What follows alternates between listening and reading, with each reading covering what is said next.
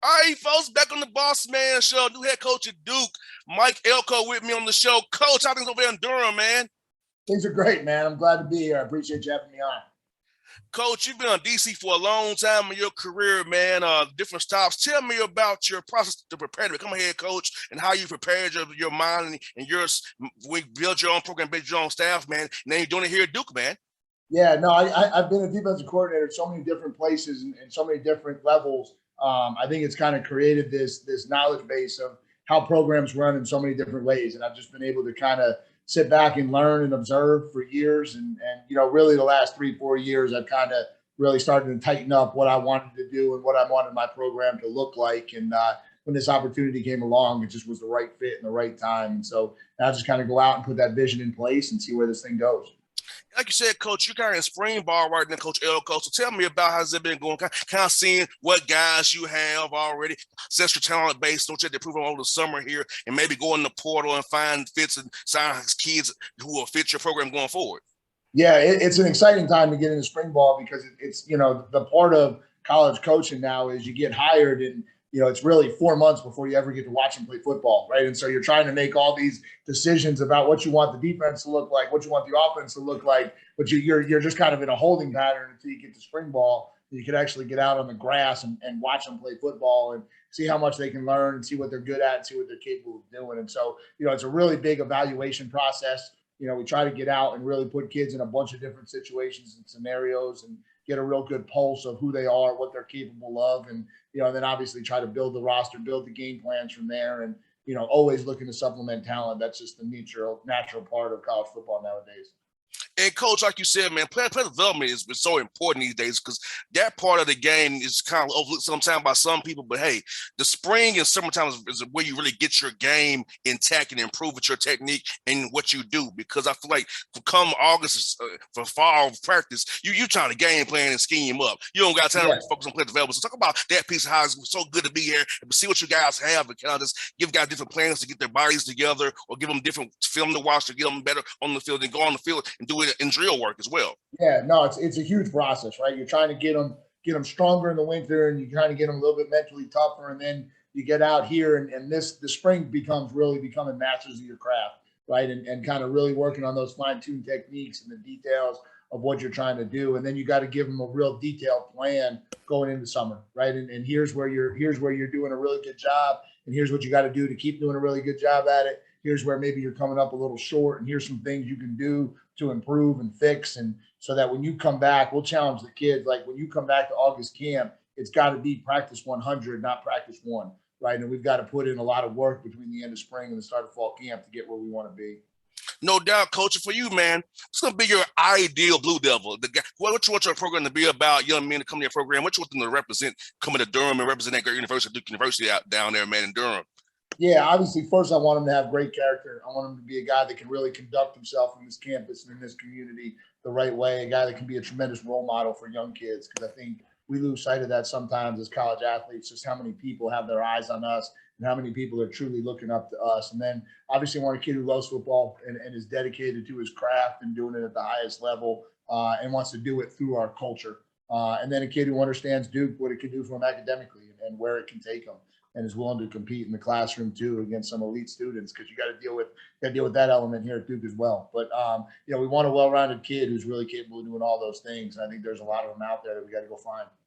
And coach, you got a great recruiting base in the Carolinas, Southeast, coming down here to Georgia as well. A lot of players here in Georgia, Florida. Talk about just being in a great place like Duke where you can go circle 500 miles or so and find all kind of talent you want. Yeah, no, this brand travels, man, and that's the thing that I love. And obviously, you got a lot of great high school football down there, so we'll always start in the Carolinas. But once we get out, that's one of the first stops down there in Gwinnett County and Cobb County, and you guys got a lot of good ball down there in the Atlanta area, and that's been a huge stomping ground for us in the past, and we want to continue for that to be the case. No doubt. And like you said, coach, like what's good about it, like you all in tech or similar where it's academics first. So, it's, and like I said, that tech and that Duke brand travels. And I tell young men, I have no problem saying this on the air.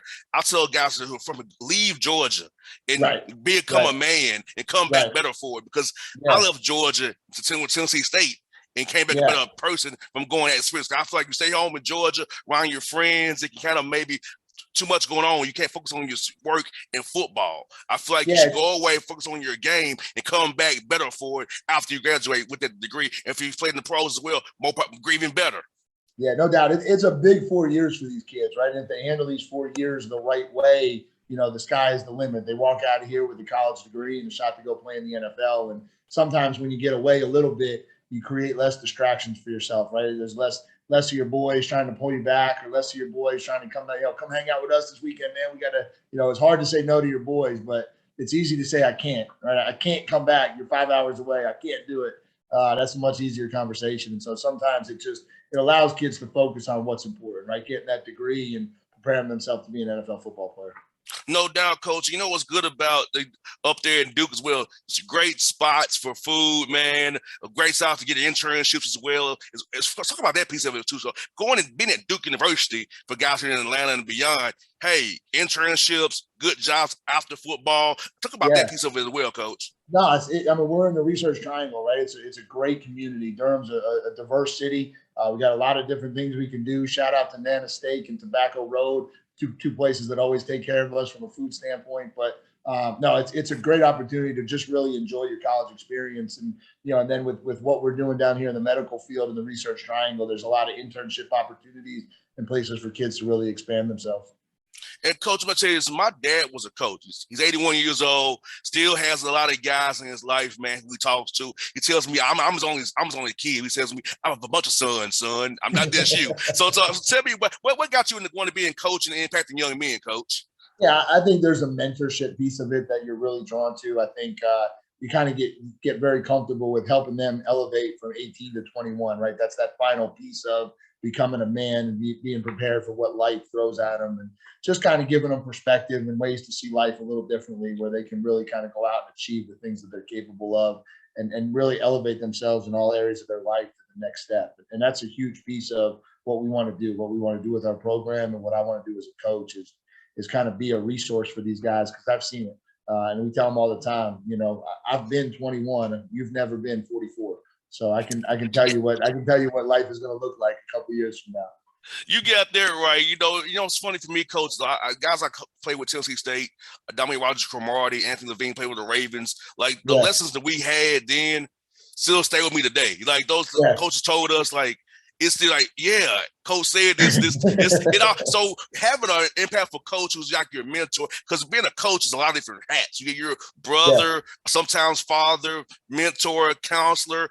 You're all these hats at one time for these young men. And what you all say to us as young men, like still me, I'm 35 years old. It's still with me today. Yeah, no, I mean, it is. You have an impact on kids' lives, and you can't ever lose sight of that. At the end of the day, the first thing a coach is an educator. Right. And he's an educator, and he's in the position to impact young men. And that's something we always got to take seriously. We'll treat everybody in this program like our own son, and we'll make sure that they're treated the right way and they're developed the right way. Because I think it's both, right? You would never want a kid to come in this program and be treated wrong, and you would never want a kid in this program to not be held accountable to do the things he was raised to do. And so we try to get both of those and balance those scales.